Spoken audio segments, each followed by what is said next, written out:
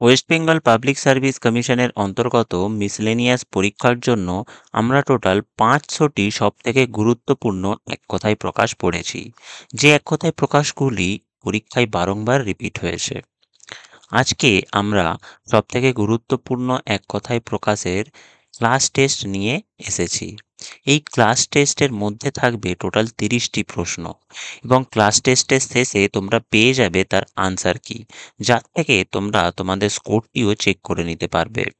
স্ক্রিনের ওপরে থাকা প্রশ্নগুলি এখন আমরা দেখে নেব এবং চেষ্টা করব 30-এ 30 স্কোর করার।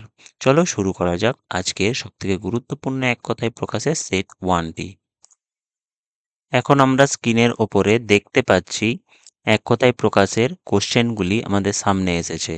খুব তাড়াতাড়ি একটি পেপার নিয়ে আমরা এই উত্তরগুলি লিখতে থাকব এবং অবশেষে মিলিয়ে নেব আমাদের স্কোরটি ঠিক কত আসছে। প্রশ্ন নম্বর 1, অনুকরণ করার ইচ্ছা। পরবর্তী প্রশ্ন, অনুসন্ধান করার ইচ্ছা। অরিকে দমন করেন যিনি। প্রশ্ন নম্বর 3। প্রশ্ন নম্বর 4, অন্য ভাষায় রূপান্তরিত। যারা আমাদের সবকটি ভিডিও দেখেছো, আশা করছি প্রত্যেকেই 30-এ 30 পেতে পারবে। দেখো পরবর্তী প্রশ্ন নম্বর 5, অল্প কথা বলে যে তাকে কি নামে ডাকা হয়। প্রশ্ন নম্বর 6, ঘোড়ার ডাক। তোমরা যখন এই বানানটি লিখবে খুব সাবধানে লিখবে, ঘোড়ার ডাককে কি বলা হয় তার যে উত্তর হবে তার বানানটি লক্ষ্য করে লিখবে। আয় অনুসারে ব্যয় করে যে, কোন প্রিফিক্স বা কোন শব্দ ব্যবহার করলে কম মনে হয়, ভালো করে মনে করে লিখবে। একই গুরুর শিষ্য, খুব ইম্পর্টেন্ট প্রশ্ন প্রত্যেকটি এখানে। ইচ্ছামতো কাজ করে যে তাকে কি বলা হয়। পরবর্তী প্রশ্ন নম্বর 10, উপকারীর অপকার করে যে। বারংবার পরীক্ষায় এটি রিপিট হয়েছে। প্রশ্ন নম্বর 11, উপস্থিত বুদ্ধি আছে যার। দেখতেই পাচ্ছ প্রশ্নগুলি মোটেও অতটাও সহজ নয়। যদি তুমি পড়া তৈরি না করে থাকো তাহলে ভিডিওগুলি আগে দেখবে এবং তারপরে এই ক্লাস টেস্টটা দেওয়ার চেষ্টা করবে। এতে করে তোমার প্রিপারেশন সঠিক পথে আগাবে। দেখতেই পাচ্ছ প্রত্যেকটি প্রশ্ন খুবই গুরুত্বপূর্ণ এবং ইম্পর্টেন্ট। প্রশ্ন নম্বর 12, এখনো যা শত্রু জন্মায়নি। প্রশ্ন নম্বর 13, একই সময়ে বর্তমান। পরবর্তী প্রশ্ন, কথায় পটু বা দক্ষ যে। নেক্সট, কোথাও উঁচু বা কোথাও নিচু জায়গাকে কি বলা হয়। দেখো পরেরটি আছে, কোনো কিছু থেকেই যে ভীত নয়, অর্থাৎ কোনো কিছু থেকেই যার ভয় লাগে না তাকে আমরা কি বলে ডাকি। কোনো কিছু পাওয়ার ইচ্ছাকে কি বলা হয়। পরবর্তী প্রশ্ন, কোনো বিষয়ে নতুন পথ নির্দেশ করে যে। এ প্রসঙ্গে আমরা রাজা রামমোহন রায়ের উদাহরণ দিয়েছিলাম, মনে করো উত্তর কি হবে। পরবর্তী প্রশ্ন, কি করতে হবে তা যে কিছুতেই বুঝতে পারে না। বুঝতেই পারছো এই প্রশ্নটি কতবার রিপিট হয়েছে পরীক্ষায়। পরের প্রশ্ন, কেউ জানতে পারে না এইভাবে করা কাজকে কি বলা হয়। দেখো পরবর্তী প্রশ্ন, খুব শীতও নয় খুব গরমও নয়। এই উত্তরটি না দিয়ে শুরু হবে, তবে চলো তোমাদের একটা হিন্ট দিলাম, চলো সবকটি উত্তর সঠিক লিখতে হবে। প্রশ্ন নম্বর 22, খেয়া পার করে যে তাকে আমরা কি নামে চিনি। পরবর্তী প্রশ্ন, গবাদি পশুর পালকে কি নামে ডাকা হয়। যে ব্যক্তির গভীর জ্ঞান আছে তাকে কি বলা যাবে। পরবর্তী প্রশ্ন, গরুর পা থেকে ধুলো উড়ে যে সময়ে। প্রশ্নটি অদ্ভুত লাগলেও এর উত্তর অতীব সোজা। পরবর্তী প্রশ্ন দেখো, গভীর রাত্রিকে কি বলা হয়। চক্ষু লজ্জা নেই যে ব্যক্তির তাকে আমরা কি বলবো। পরবর্তী প্রশ্ন, চিরস্থায়ী নয় যা। নেক্সট, 6 মাস অন্তর যা ঘটে। প্রশ্ন নম্বর 30, জয়লাভ করার ইচ্ছা। এখনো পর্যন্ত আমরা টোটাল 30টি প্রশ্ন দেখে নিলাম। আশা করি তোমরা প্রত্যেকেই এর সঠিক উত্তর লিখতে পেরেছ। আর একবার আমি প্রথম থেকে শেষ পর্যন্ত দেখাচ্ছি এই সকল প্রশ্ন।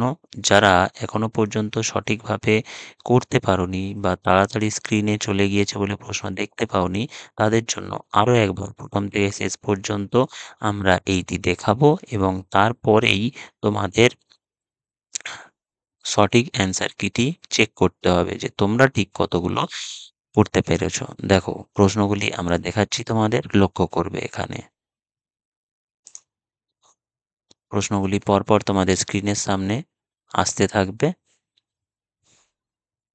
যেটি যে স্কিপ করে গিয়েছো ভিডিও পজ করেও তোমরা এই এক্সামটি অ্যাটেন্ড করতে পারো এবং দেখতে পারো ঠিক কত স্কোর আসছে তোমাদের এই 30 নম্বরের মধ্যে। যদি তোমাদের একবার 30-এ 30 নম্বর এসে যায় তাহলে বুঝবে তোমরা সফলতার অনেক কাছাকাছি পৌঁছে গিয়েছো। এখন আমরা প্রশ্ন নম্বর 22 থেকে দেখতে পাচ্ছি স্ক্রিনের ওপরে। পরপর প্রশ্নগুলি আসতে থাকছে স্ক্রিনের ওপরে। এই হলো শেষ 30 নম্বর প্রশ্ন। এদের মধ্যে যদি কোনো প্রশ্ন তোমাদের ছেড়ে গিয়ে থাকে তাহলে তোমরা অবশ্যই সেইগুলি স্ক্রিন পজ করে লিখতে পারো এবং লেখার পরে তাড়াতাড়ি এগুলিকে মেলাতে হবে, কারণ এই এক কথায় প্রকাশের জন্য খুব বেশি সময় কিন্তু তোমরা পাবে না। তাই যত তাড়াতাড়ি পারো এর উত্তরগুলি লিখে নিতে হবে এবং সময়ের মধ্যে কমপ্লিট করার চেষ্টা করতে হবে। এবার তোমরা বলবে, স্যার এই এক কথায় প্রকাশ 30টি করার জন্য ঠিক কত মিনিট সময় আমরা পেতে পারি? ধরে নাও তোমার এই 30টি প্রশ্ন ম্যাক্সিমাম 8 থেকে 9 মিনিটের মধ্যে বা 10 মিনিটের মধ্যে শেষ করতে হবে। তোমরা যদি এর থেকে বেশি সময় নাও তাহলে কিন্তু পরীক্ষায় সময় কম পড়তে পারে। আবারও আমরা দেখালাম টোটাল 30টি প্রশ্ন। চলো এবার আমরা এই টোটাল 30টি প্রশ্নের অ্যান্সার কিটি দেখে নেব এবং পরীক্ষা করব যে ঠিক নিজেরা কতগুলি করতে পেরেছি। এখন আমরা স্ক্রিনের ওপরে অ্যান্সার কিগুলি দেখতে পাচ্ছি। চলো দেখা যাক অ্যান্সারগুলি। প্রশ্ন নম্বর 1, অনুকরণ করার ইচ্ছা। অনুকরণ করার ইচ্ছাকে আমরা কি নামে চিনি? অনুকরণ করার ইচ্ছা হলো অনুচিকিৎসা। চিকিৎসার বানানটা লক্ষ্য করবে, অ দন্তান্ন হ্রস্বই ছয় হ্রস্বই কয় দীর্ঘই মূর্ধন্য ষ রে পাকার, অনুচিকিৎসা। পরবর্তী, অনুসন্ধান করার ইচ্ছাকে আমরা বলি অনুসন্ধিৎসা। অ দন্তান্ন হ্রস্ব উ দন্ত স দন্তান্ন নয় ধয় হ্রস্বই খণ্ডত্ব দন্ত সকার, অনুসন্ধিৎসা। অরিকে দমন করেন যিনি। অরি কথার অর্থ কি? শত্রু। তাহলে শত্রুকে বা অরিকে দমন করেন যিনি তাকে বলা হয় অরিন্দম। পরবর্তী প্রশ্ন দেখো, অন্য ভাষায় রূপান্তরিত, অনূদিত। লক্ষ্য করবে দন্তান্ন দীর্ঘ উ আছে, অদন্তান্ন দীর্ঘ উ দয়াশয়িত, অনূদিত। অল্প কথা বলে যে, আমরা বলেছিলাম মৃত প্রেফিক্সের জন্য অল্প বোঝায়, তাই মৃতভাষী অর্থাৎ হলো অল্প কথা বলে যে তাকে মৃতভাষী বলা হয়। পরবর্তী প্রশ্ন, ঘোড়ার ডাককে বা অশ্বের ডাককে বলা হয় রেশা। রেশার বানানটি খুব ইম্পর্টেন্ট, হয়রা বলে একার মূর্ধন্য ষ আকার, রেশা। আয় অনুসারে ব্যয় করে যে ব্যক্তি তাকে কি বলে? মিতব্যয়ী। একটু আগেই বললাম মৃত শব্দের অর্থ হলো কম, তাহলে কম ব্যয় করেন বা আয় অনুসারে ব্যয় করেন যিনি তাকে মিতব্যয়ী বলা হয়।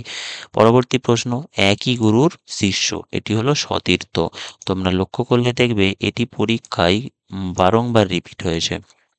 পরবর্তী প্রশ্ন, ইচ্ছামতো কাজ করে যে ব্যক্তি তাকে আমরা কি বলবো?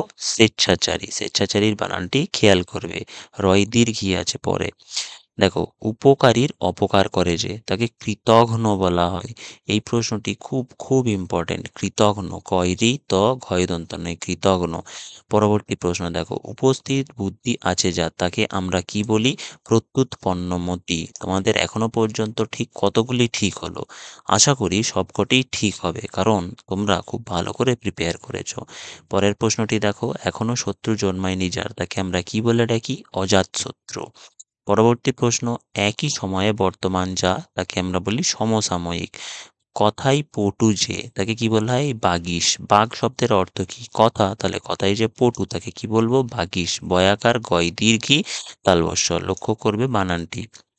পরবর্তী স্থান, কোথাও উঁচু বা কোথাও নিচু স্থানকে কি বলা হয়? বন্ধুর। আমরা পড়ানোর সময় বলেছিলাম যে বন্ধু কথার অর্থ হলো সহপাঠী, কিন্তু বন্ধুর সাথে একটি র যোগ করে দিলেই কোনো স্থান কোথাও উঁচু নিচু বোঝাবে।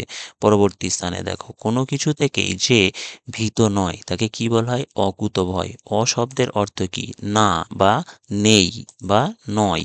আর কুতভয় কথার অর্থ হলো কোনো ভয় নেই যার। তাহলে অকুতভয় মানে কি? কোনো কিছু থেকেই যার কোনো ভয় লাগে না। কোনো কিছু পাওয়ার ইচ্ছাকে কি বলা হয়? লিপ্সা। লয় হ্রস্বই পয় দন্ত স আকার, লিপ্সা। কোনো বিষয়ে নতুন পথ নির্দেশ করেন যে বা যিনি তাকে কি বলা হয়? পথিকৃৎ। যেমন রাজা রামমোহন রায় আধুনিক ভারতের পথিকৃৎ বা পাইওনিয়ার, এই একই রূপে পথিকৃৎ হলো সঠিক উত্তর। কি করতে হবে তা যে কিছুতেই বুঝতে পারে না। দেখো, এই প্রশ্নটি যে কতবার রিপিট হয়েছে তা বলা বাহুল্য। কিং কর্তব্য বিমূঢ়, কয়হস্যই অনুস্কার, ক তৈরে বয়জফলা, বয়সই মই দীর্ঘ, ঢয় শূন্যরা, কিং কর্তব্য বিমূঢ়। পরবর্তী প্রশ্ন, কেউ জানতে পারে না এইভাবে করা কাজকে কি বলা হয়? অজ্ঞাতসারে। দেখো, একটু আগেই বললাম বা জানালাম, না শব্দের অর্থ থেকে এসেছে প্রিফিক্স বা উপসর্গ অ, জ্ঞাত অর্থাৎ জানতে পারা, আর সারে মানে এইভাবে। তাহলে অজ্ঞাতসারে কথার অর্থ হলো কেউ জানতে পারে না এইভাবে করা কাজ। পরবর্তী প্রশ্ন দেখো, না শীত না উষ্ণ, পড়ানোর সময় বারবার আমরা বলেছিলাম, তাহলে এটি সঠিক উত্তর হলো নাতি শীতোষ্ণ।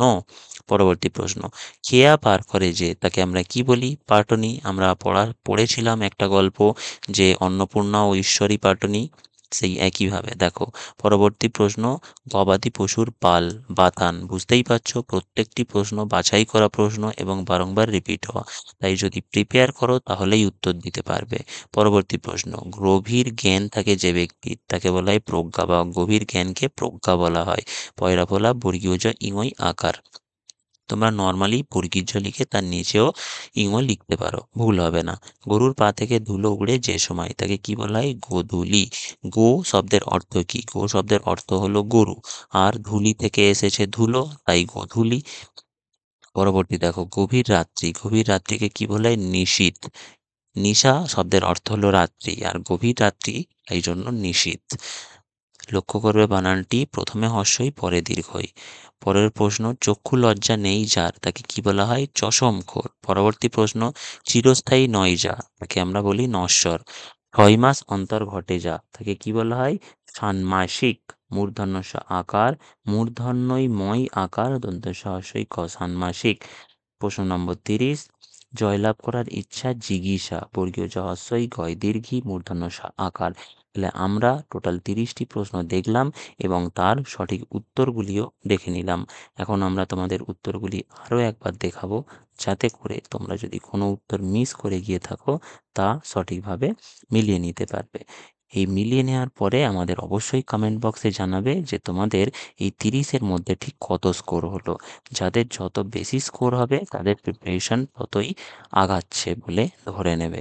এবং আরও একবার তোমাদের যাদের ভুল হয়েছে প্রশ্নগুলি মিলিয়ে দেখে নেবে, এবং প্রশ্ন শুধু লিখলেই চলবে না, তার বানানটিও নিখুঁত হতে হবে, তবেই তোমরা তার নম্বর পাবে। তাই পড়ার সাথে সাথে বানানটিকেও সবাই খুব ভালো করে লক্ষ্য করবে এবং যেভাবে তোমাদের প্রিপারেশন করানো হচ্ছে সেগুলি ফলো করতে থাকবে। তাহলে দেখা হচ্ছে পরের ক্লাস টেস্টে খুব তাড়াতাড়ি। ততক্ষণ তোমরা সবাই খুব মনোযোগ সহকারে প্রিপেয়ার করতে থাকো। এভাবে পড়লে অবশ্যই তোমাদের জব সিকিউর হবেই হবে। চলো, দেখা হচ্ছে পরের ভিডিওতে।